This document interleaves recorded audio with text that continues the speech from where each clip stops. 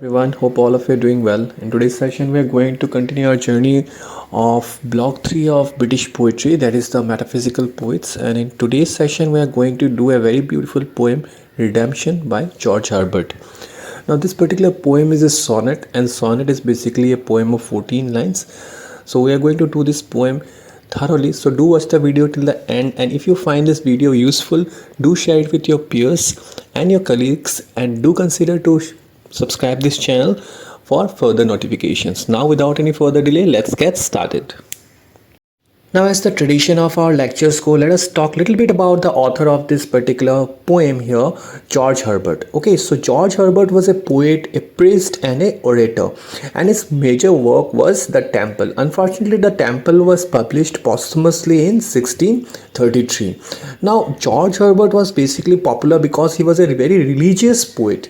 Okay, and some of his major works are included in The Temple that was published in 1633, like The Collar, The Pulley.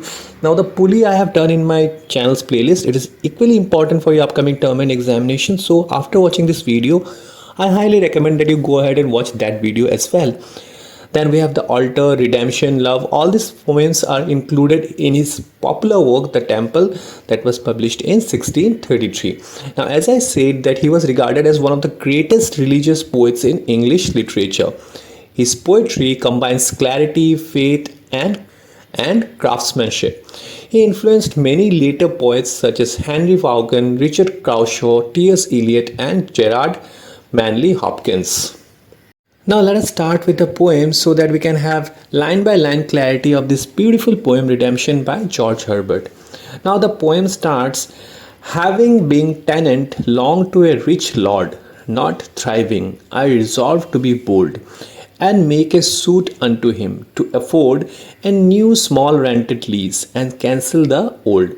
Now here the speaker says that he has been a long tenant, okay, a person who rents land under a rich lord.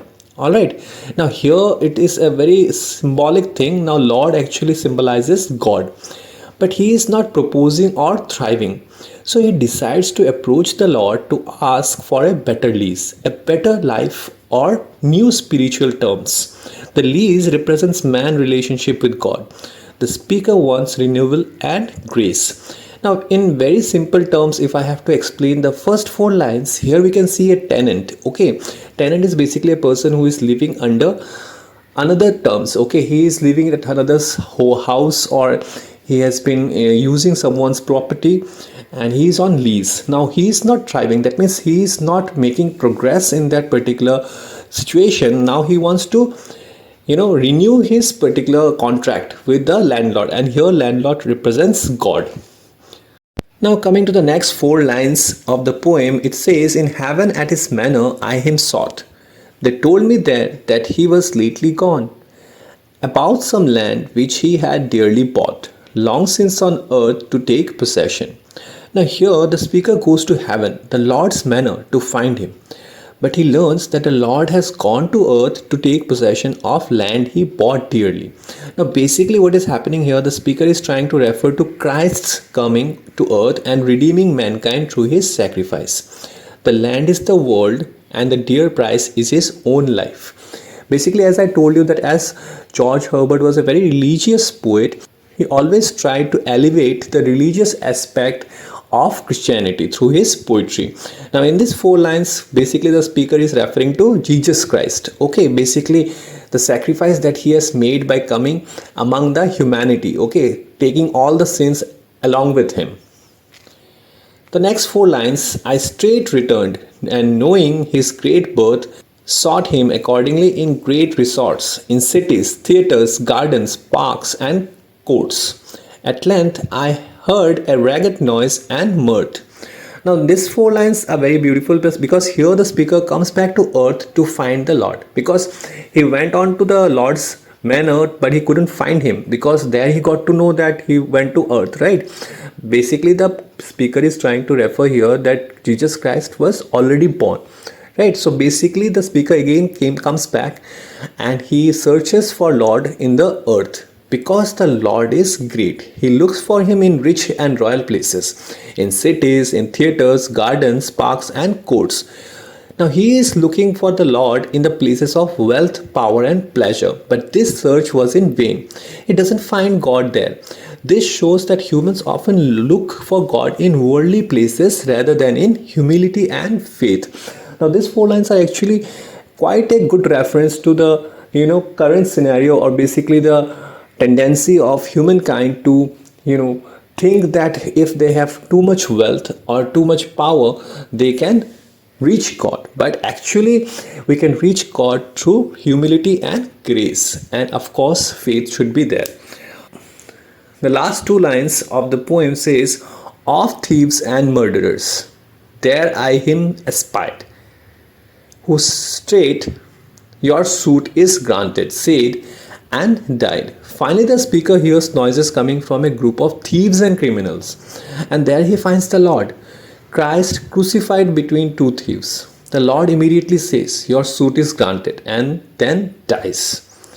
This final act symbolizes Christ granting redemption through his death. The speaker's wish for the new lease, it means new life, forgiveness, grace, is fulfilled by Jesus Christ's sacrifice.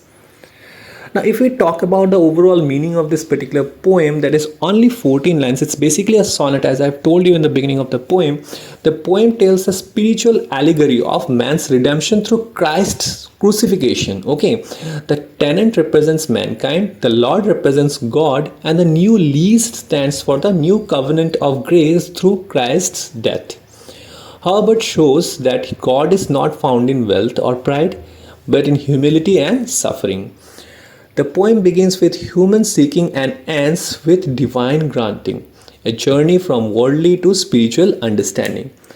Now let us talk about some of the key themes in this particular poem. The first one, of course, redemption through Christ. Then we have search for God and spiritual awakening. Then we have humility versus worldly pride. And finally, God's grace and mercy. If we talk about the style and devices of this particular poem, it's basically uses metaphysical conceit, okay, because tenant and landlord, it means tenant means man and landlord means God. So basically the man God relationship is represented through tenant and landlord. Symbolism we have like lease, it's like a life or covenant, and land is equivalent to world, and that is equivalent to salvation. Now if you look at the tone here, it starts very practically and ends very spiritually. And the form, as I've told you, it's a sonnet, 14 lines, and it follows iambic pentameter. Now if you want to learn a lot about pentameter and what is meters, please go ahead and check my channel's playlist. You will find a thorough video, a dedicated video on this particular topic. There you can revise your concept. So this is the video, guys. I hope you have a clear understanding of this very beautiful poem Redemption by George Herbert. If you have any other doubts regarding this particular poem, please feel free to comment in the comments section. And if you take any benefit out of this video, please do share it with your peers, and do consider to check out the description as well, because there I have shared some important links and some beautiful stories as well, which might delight your day. Till we meet next time, God bless you and thank you all.